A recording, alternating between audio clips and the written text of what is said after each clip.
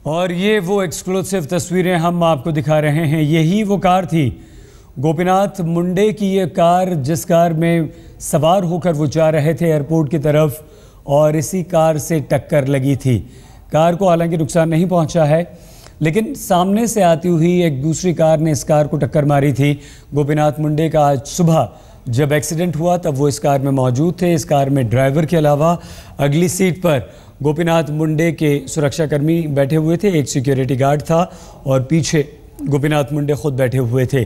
तो सड़क हादसे में गोपीनाथ मुंडे का निधन हुआ। इसी कार में वो हादसा हुआ, यही कार थी जिसके साथ एक्सीडेंट हुआ। आज तक पर इस कार की एक्सक्लूसिव तस्वीरें हम आपको दिखा रहे हैं।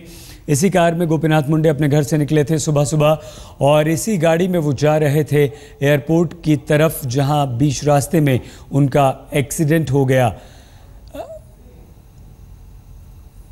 तो ये वो कार है गोपीनाथ मुंडे की, जिस कार से गोपीनाथ मुंडे जा रहे थे। कार देखकर लगता नहीं है कि ये कोई बड़ा एक्सीडेंट था या टक्कर ज़ोरदार थी। इससे पहले जिस कार ने इस कार को टक्कर मारी थी वो भी हमने आपको दिखाया था, उस कार को भी ज़्यादा नुकसान नहीं पहुंचा है। हालांकि उस कार का जो बम्पर था उसे ज़रूर चोट पहुंची है। और ये तस्वीरें गोपीनाथ मुंडे के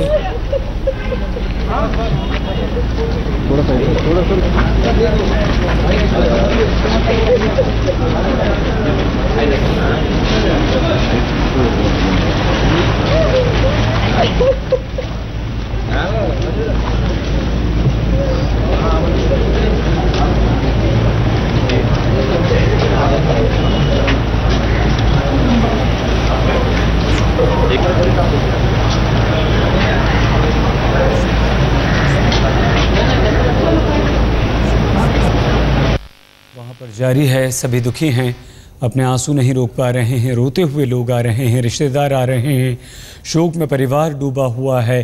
पत्नी का रो रो कर बुरा हाल है। बेटी दिल्ली के लिए रवाना हो चुकी हैं और लगातार, हालांकि खबर सभी को हो चुकी है, गोपीनाथ मुंडे के घर लोगों के पहुंचने का सिलसिला लगातार जारी है।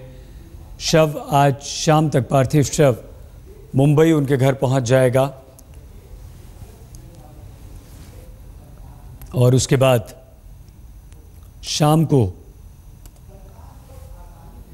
गोपीनाथ मुंडे के पार्थिव शरीर को बीड़ ले जाया जाएगा।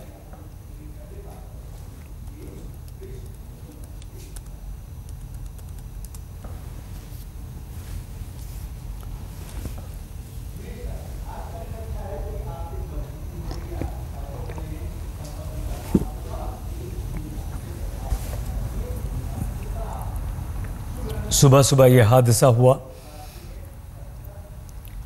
मुंबई जाने के लिए एयरपोर्ट के लिए निकले थे गोपीनाथ मुंडे।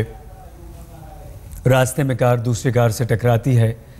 पिछली सीट पर बैठे होते हैं, गिरते हैं गाड़ी में ही, नाक के पास हल्की सी चोट लगती है। और यही वो कार है जिस कार में सवार होकर गोपीनाथ मुंडे एयरपोर्ट के लिए जा रहे थे। नाक के पास हल्की सी चोट लगती है। कोई गंभीर चोट ऊपरी तौर पर, बाहरी तौर पर गोपीनाथ मुंडे के शरीर पर नहीं लगी थी,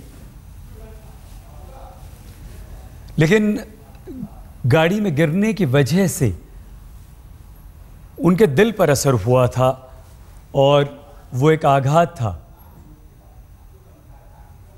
उन्होंने अपने सुरक्षाकर्मी से कहा कि मुझे पानी पिलाइए। उन्हें पानी पिलाया सुरक्षाकर्मी ने। उसके बाद खुद उन्होंने उससे कहा कि जल्दी से अस्पताल चलो, और क्योंकि गाड़ी ठीक हालत में थी, तुरंत गोपीनाथ मुंडे को ड्राइवर और उनके सुरक्षाकर्मी एम्स लेकर पहुंचे। लगभग 6:30 बजे के एम्स पहुंच चुके थे गोपीनाथ मुंडे। 7:20 पर गोपीनाथ मुंडे को डॉक्टर्स ने मृत घोषित कर दिया। यही वो कार है जिस कार में गोपीनाथ मुंडे एयरपोर्ट जा रहे थे। इसी कार में गोपीनाथ मुंडे का एक्सीडेंट हुआ। साइड से नज़र आ रहा है, लग रहा है कि यहाँ से भी टक्कर लगी है, इस तरफ से टक्कर मारी है कार ने पिछले दरवाजे में। हो सकता है कि यहीं पर, इसी सीट पर, पिछली सीट पर गोपीनाथ मुंडे इसी तरफ बैठे हों। हालांकि इस बारे में अभी जानकारी नहीं मिल पाई है।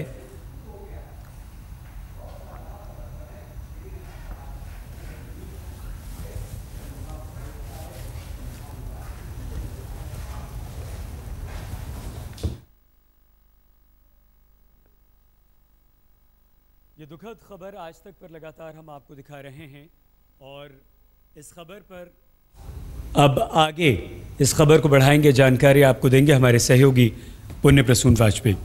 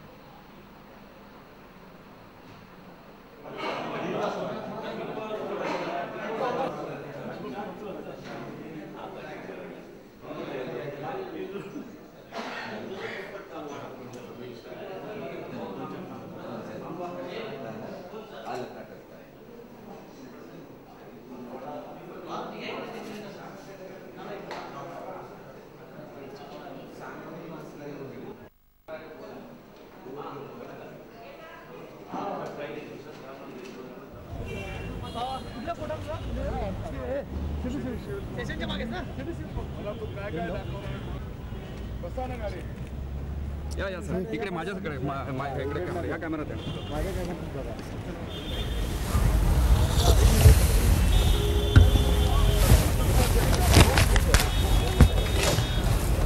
गोपीनाथ मुंडे की बात से समूचे राजनीतिक गलियारे में बेहद निराशा और अफसोस जिस तरीके से छा गया है, उसमें हर कोई कहीं ना कहीं दुखी है, क्योंकि अकस्मात जिस तरीके से ये पूरी घटना हुई और चंद मिनटों के भीतर ये सब कुछ खबर जिस रूप में निकलकर सामने आई, उसने पूरे देश को हिला कर रख दिया है। तस्वीरें आप 4 स्क्रीन पर जरूर देख रहे हैं, किस कार ने टक्कर मारी, कहां पर यह हादसा हुआ और किस तरीके से मौत हुई, और उस पूरे मौत के बाद पूरा परिवार शोकाकुल स्थिति में आ गया है। हमें बता दें, दरअसल गोपीनाथ मुंडे की पहचान आरएसएस के शुरुआती दिनों के साथ जुड़ी रही है और गोपीनाथ मुंडे एक ऐसे शख्स के तौर पर रहे जिन्होंने जमीनी स्तर पर राजनीति को एक नया आयाम देने की कोशिश महाराष्ट्र में की थी। ये एक संयोग है कि बीजेपी के बड़े नेता जिनकी मौत हुई, प्रमोद महाजन, उनकी बहन के साथ गोपीनाथ मुंडे का विवाह हुआ और एक कॉलेज में पढ़ा करते थे। वंजारी समाज से आते हैं गोपीनाथ मुंडे। परली का इलाका, बीड़ के परली इलाके में भी कभी भी जाइए तो वहाँ पर जितने पावर प्रोजेक्ट हैं, जो कारखाने हैं, उन सब के पीछे सिर्फ एक ही सोच मानी जाती है कि गोपीनाथ मुंडे इस इलाके से चुनकर गए और गोपीनाथ मुंडे इस इलाके की नुमाइंदगी करते हैं। तो शायद इसी वजह से ये सपूरा स्थित हुआ है बीड़ का इलाका। गोपीनाथ मुंडे के अचानक हुए निधन से, एक्सीडेंट के बाद हुए निधन के बाद से पूरा देश स्तब्ध हो गया है। जिस तरीके से आज सुबह सुबह ये खबर आई, एक एक्सीडेंट के तुरंत बाद all India institute of medical science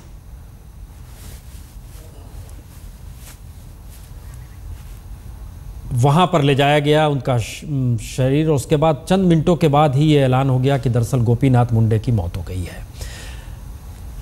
Gopinath Munde दरअसल भारत की राजनीति में सीधे तौर पर कहें तो बहुत कम ऐसे राजनेता हैं जिनकी पहचान जमीनी स्तर पर काम करते हुए खुद को आगे बढ़ाने की रही है। 1971 में जनसंघ का प्रचार किया करते थे। उस समय इसका बिल्कुल एहसास नहीं था कि प्रचार कर रहे हैं तो कभी राजनीति में आएंगे।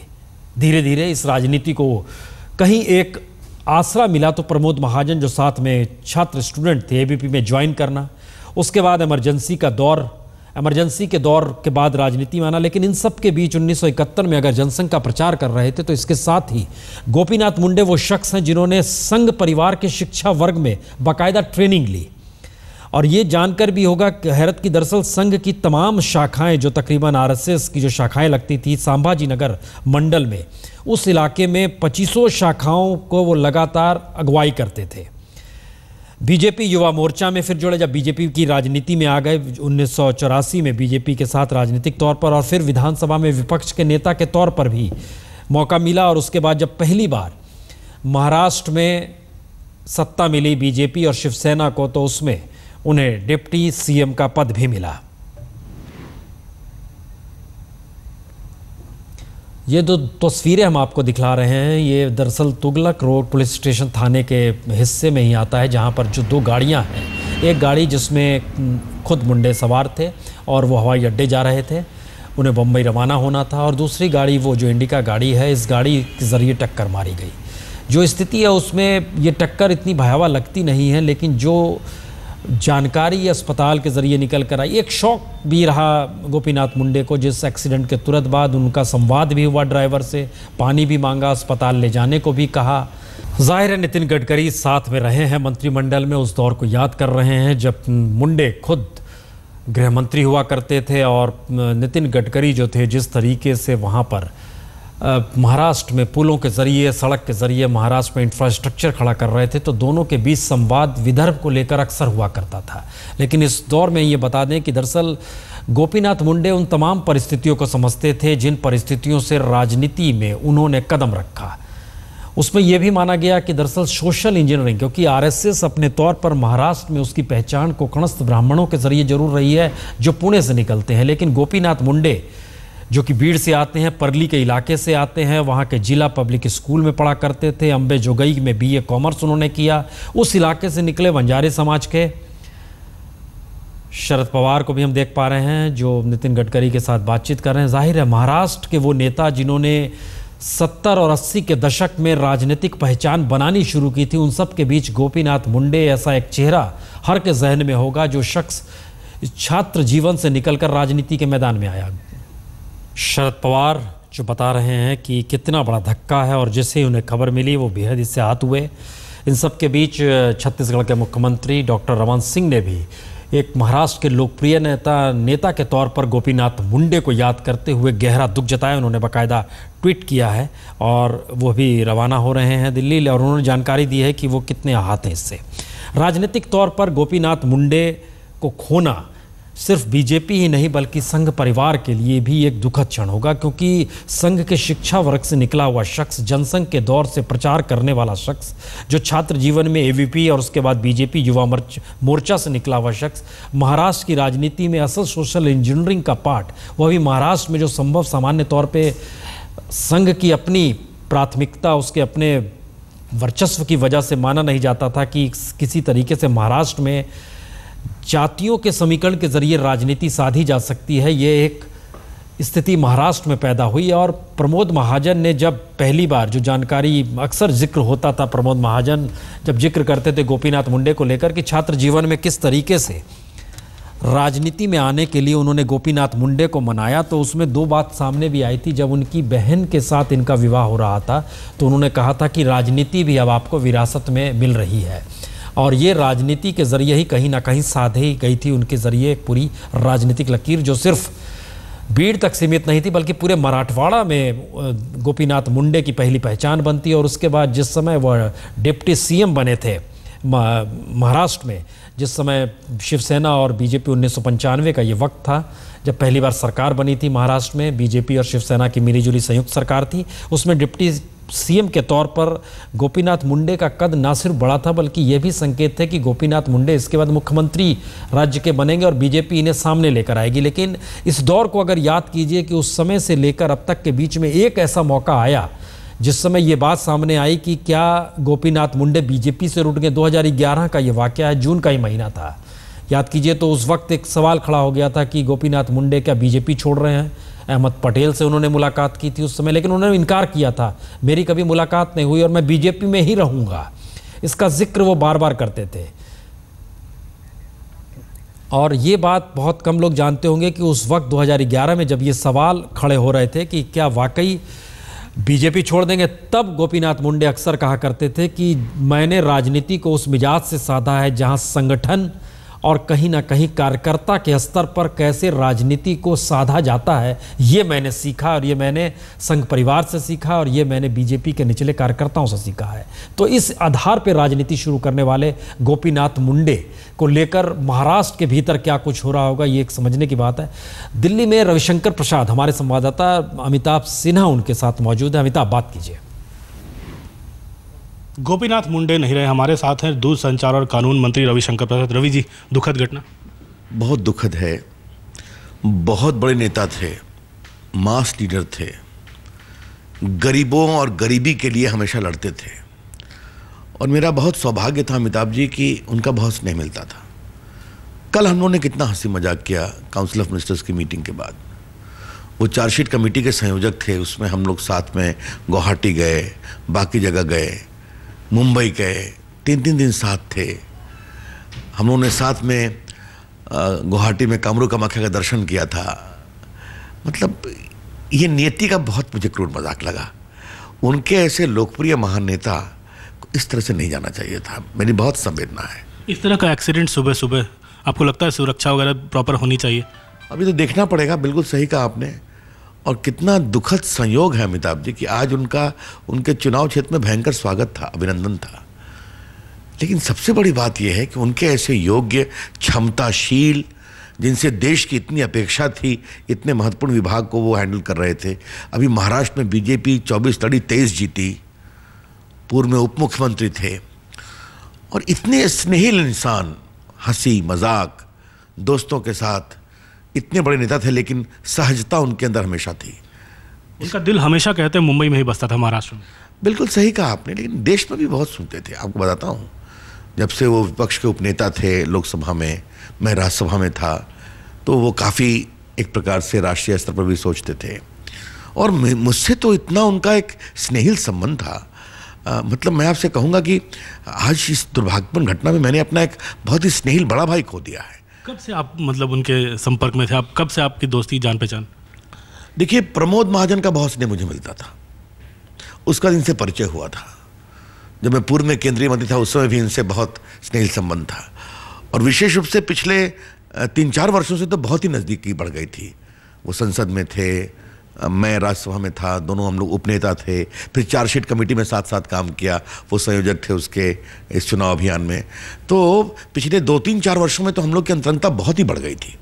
बताया, हम लोगों ने साथ देश के विभिन्न भागों में दौरा किया और हर समय उनका सहज भाव, मजाक करना, समय पर गंभीरता से निर्देश देना, गांव, गरीब, किसानों की हमेशा बात करना कि रविशंकर जी उनका ध्यान रखना है, ये सब बहुत ही गंभीर विषय थे। आज मैं अपनी बहुत संवेदना देता हूँ। मैं इतना ही कह सकता हूँ कि हम सभी उनकी आकांक्षाओं के अनुरूप काम करें। आज मैं स्वयं बहुत ही दुखित हूँ। चलो, धन्यवाद रविशंकर जी। कैमरामैन कृपाल सिंह के साथ अमिताभ सिन्हा, दिल्ली आज तक। हर कोई बेहद आहट है। अरुण जेटली ने भी ट्वीट किया है और कहा है कि जैसे उन्हें खबर मिली वो अंदर से हिल गए और मैंने अपने एक दोस्त को खो दिया। प्रकाश जावड़ेकर जो पुणे से आते हैं, वो तो उनकी आंखों से बरबस आंसू निकल आए जैसे उन्होंने इस खबर को सुना। ये बहुत महत्वपूर्ण है क्योंकि 2011 में वो पहली बार सवाल खड़ा हुआ था, जिसे पुणे जिला का वो अध्यक्ष बनाना चाहते थे। एक समर्थक को पुणे में वो पार्टी का अध्यक्ष नहीं बनाया गया था, तो इससे वो रुट गए थे। उस समय कुछ सवाल खड़े हुए थे 2011 में। तब पहली बार सवाल खड़ा हुआ था कि क्या प्रमोद महाजन नहीं है तो क्या गोपीनाथ मुंडे को कोई संभाल पाएगा, क्योंकि गोपीनाथ मुंडे दरअसल उस कतार के नेता हैं जिस कतार में आप कह सकते हैं बीजेपी के भीतर एक सोशल इंजीनियरिंग ओबीसी नेताओं के जरिए चली। उसमें उमा भारती, कल्याण सिंह और इन दोनों से कहीं पहले किसी रूप में अपनी मौजूदगी महाराष्ट्र में दर्ज कराई थी गोपीनाथ मुंडे ने। और महाराष्ट्र में ओबीसी के नेता का बीजेपी के साथ आना, जनसंघ के दौर में प्रचार करना, आरएसएस के साथ जुड़ना, ये इसलिए बड़ा महत्वपूर्ण था क्योंकि महाराष्ट्र वो जमीन है जहां पे आरपीआई बनी, जहां पे बाबा साहब अम्बेडकर ने राजनीतिक प्रयोग किए, जहां पे आरपीआई के जरिए पूरा का पूरा दलित और ओबीसी वोट बैंक एक नए मिजाज में अपने आप को खड़े होकर देखना चाहता था। इन सब के बीच रामदास अठवले निकल कर आए, लेकिन वह कांग्रेस और एनसीपी के नज़दीक चले गए। गोपीनाथ मुंडे अपने आप को जिस तरीके से उन्होंने उन्होंने राजनीति में पैठ बनाने के लिए कार्यकर्ता स्तर पे काम किया। ये समूचे महाराष्ट्र में और ख़ास तौर से मराठवाड़ा और मुंबई तक के इलाके में लोगों ने, पश्चिम महाराष्ट्र और मराठवाड़ा के इलाके में लोगों ने महसूस किया है, क्योंकि एक ऐसा शख्स जो अपने तौर पर कार्यकर्ताओं को न सिर्फ साथ जोड़ता है बल्कि उस कद का क्या होना चाहिए उसके अनुसार वहां पर पद क्या मिलना चाहिए, इसको लेकर वो लगातार पार्टी के बीच लड़ते थे। और ये बहुत महत्वपूर्ण बात है। पिछले दिनों एक सवाल खड़ा हुआ था कि क्या गोपीनाथ मुंडे को महाराष्ट्र लौट जाना चाहिए। गोपीनाथ मुंडे अक्सर इस बात को जिक्र करते थे, मैं लौट सकता हूं, लेकिन जिस स्थिति में महाराष्ट्र में बीजेपी है उसमें अब उसे अकेले की भूमिका में आना होगा, इस बात को ये एहसास था उनके भीतर। और इस वक्त सीधे बालकृष्ण के पास चल रहे हैं हम। बालकृष्ण उस जगह पे मौजूद जहां पर ये पूरी घटना हुई थी। यह 21 नंबर लोधी स्टेट गोपीनाथ मुंडे का दिल्ली में यही घर था और इसी घर से आज सुबह करीब 6:10 के आसपास गोपीनाथ मुंडे एयरपोर्ट के लिए निकले थे जब यह हादसा हुआ। आप देख सकते हैं कि घर के बाहर ये जो बधाइयों का सिलसिला था, उनके मंत्री बनने के ऊपर जो बधाइयों का सिलसिला था, वो सिलसिला भी अभी नहीं रुका था। देख सकते हैं कि ये पोस्टर्स, ये बैनर्स उनके प्रशंसकों ने, उनके चाहने वाले लोगों ने लगाया था, जिसमें उनको कैबिनेट मंत्री बनने पर शुभकामनाएं दी गई थी, बधाई दी गई थी। गोपीनाथ मुंडे इस दिल्ली के इस घर में अकेले रहते थे। उनके परिवार का कोई व्यक्ति यहाँ पर साथ नहीं रहता था। सिर्फ उनका एक कुक जो बहुत लंबे समय से उनके साथ रहता है वो था और एक माली रहता था। गोपीनाथ मुंडे कल शाम को नरेंद्र मोदी की जो मंत्रियों के साथ बैठक थी, उस बैठक के बाद लौटे थे और उसके बाद काफ़ी शाम देर तक वो लोगों से मुलाकात करते रहे थे। करीब 11 साढ़े 11 बजे रात तक लोगों से उनकी मुलाकात होती रही। आज सुबह जो हमें पता चला कि आज सुबह उठने के बाद उन्होंने अपने इसी घर में मॉर्निंग वॉक भी किया था, सुबह की सैर की थी इसी घर में अपने, और उसके बाद वो एयरपोर्ट के लिए तैयार होकर निकले थे।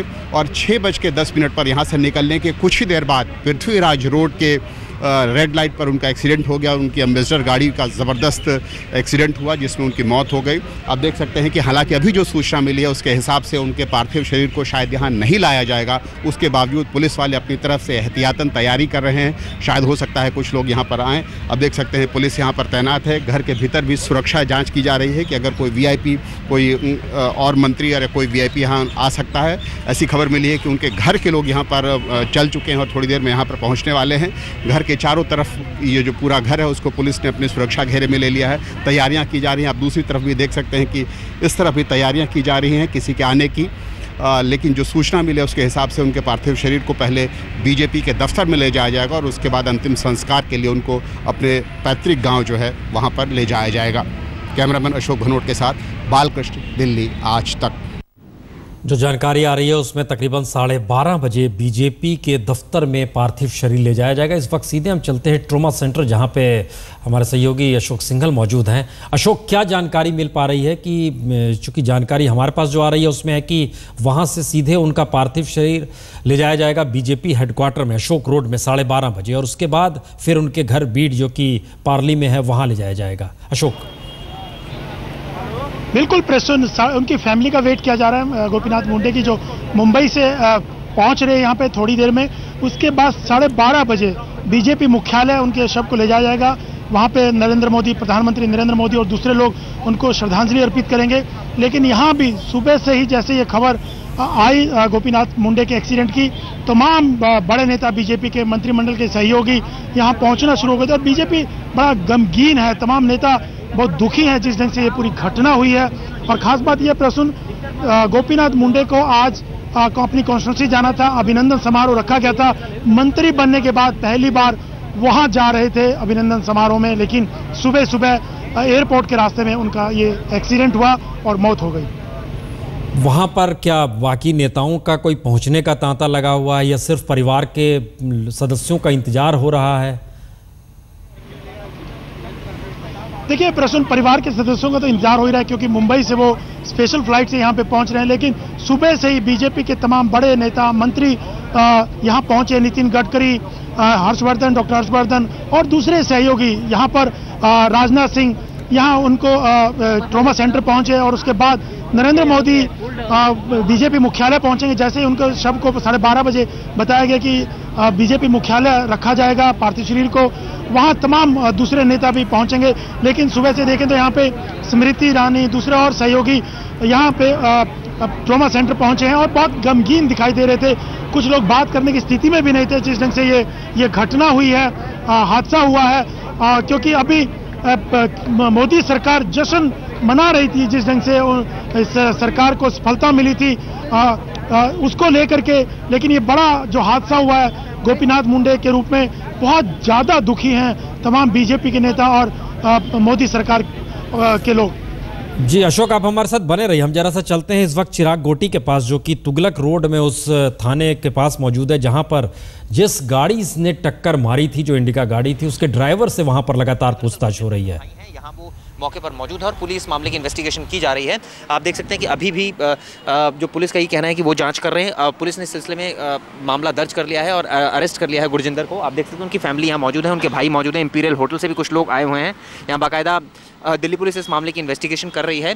ये बताया जाता है 6 बजे के आसपास ये पूरा वाकया हुआ। केंद्रीय मंत्री गोपीनाथ मुंडे पृथ्वीराज रोड से आ रहे थे और वो ये बताया जाता है जा रहे थे एयरपोर्ट की तरफ, और ये जो गाड़ी थी अरबिंदो मार्ग से आ रही थी। ये टक्कर हुई पृथ्वीराज रोड से केंद्रीय मंत्री अरविंद जो ये बताया था गोपीनाथ मुंडे की गाड़ी आ रही थी। गोपीनाथ मुंडे पीछे की सीट पर बैठे हुए थे और ये टक्कर हुई, उनके चोटें भी लगी। उसके बाद उनको अस्पताल ले जाया गया जहां उनकी मौत हो गई। अभी उनकी जांच की जा रही है, आप देख सकते हैं। लेकिन उनका जो परिवार है गुरजिंदर का, वो यहाँ मौके पर मौजूद है और उनसे लगातार इस पूरे मामले की जाँच की जा रही है। कैमरामैन विपिन के साथ चिराग गोटी, दिल्ली, आज तक। गोपीनाथ मुंडे के व्यक्तित्व को लेकर यह बात का एहसास किया जा सकता है कि दरअसल आज खास तौर से उनकी अपनी कॉन्स्टिट्यूंसी में किस तरह का मातम होगा, क्योंकि गोपीनाथ मुंडे भीड़ से निकले जरूर, और ख़ास तौर से परली से निकले थे। वो परली से राजनीतिक तौर पर अपनी सियासत उन्होंने शुरू की थी, लेकिन परली, भीड़, उसके बाद पूरे मराठवाड़ा और पश्चिम महाराष्ट्र में राजनीतिक तौर पर कोई समीकरण अगर बीजेपी के अनुकूल, बहुत दुख की बात है। और महाराष्ट्र के सबसे एक बड़े नेता में से जो एक है वो आज हमारे बीच में नहीं है। भावपूर्वक श्रद्धांजलि मेरी तरफ से। और मेरे लिए वो मेरे पिता के सबसे अच्छे दोस्त थे और मुझे यकीन नहीं हो रहा कि आज वो हमारे बीच में नहीं है। It's a huge loss to Maharashtra and this country, क्योंकि बहुत ही डायनामिक लीडर थे, लोकप्रिय नेता थे। और मुझे लगता है कि आज जितना मेरे लिए शॉकिंग है उतना ही सभी लोगों के लिए शॉकिंग है। मेरी जो सोच है आज या मेरी जो फीलिंग्स है वो उनके परिवार के साथ है, क्योंकि इट्स अ बिग लॉस।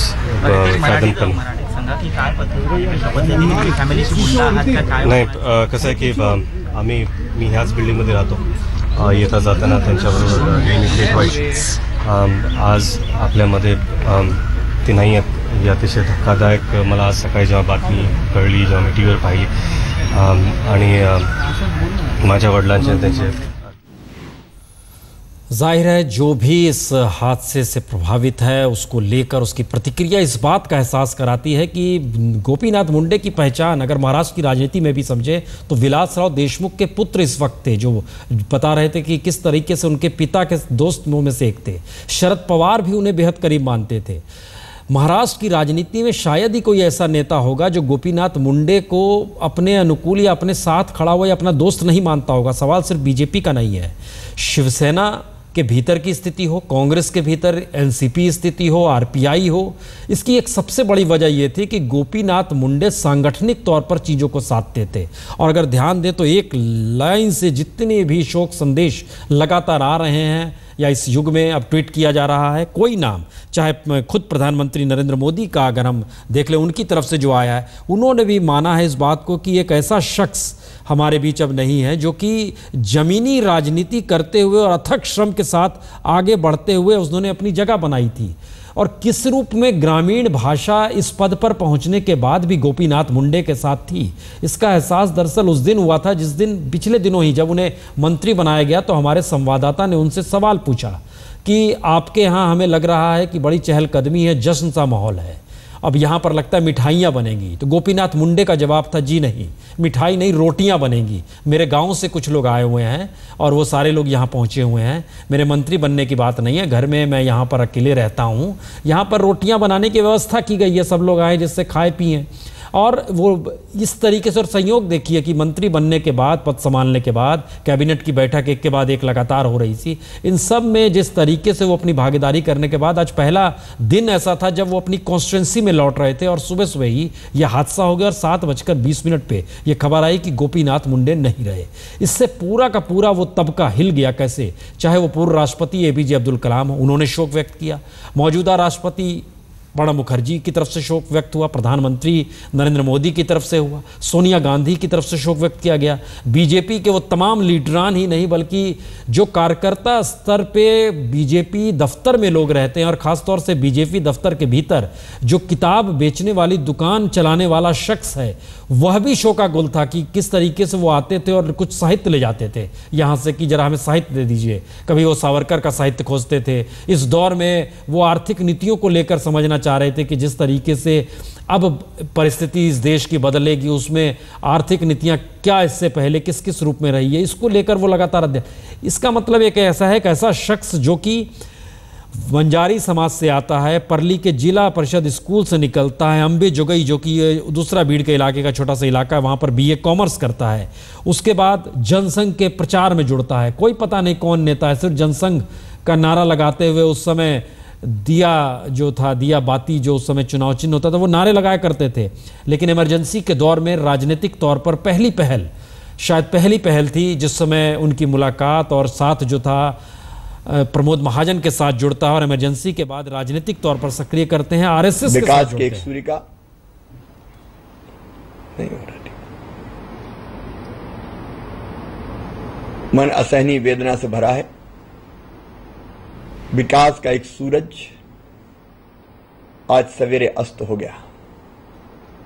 मुंडे जी नहीं रहे, भरोसा नहीं होता।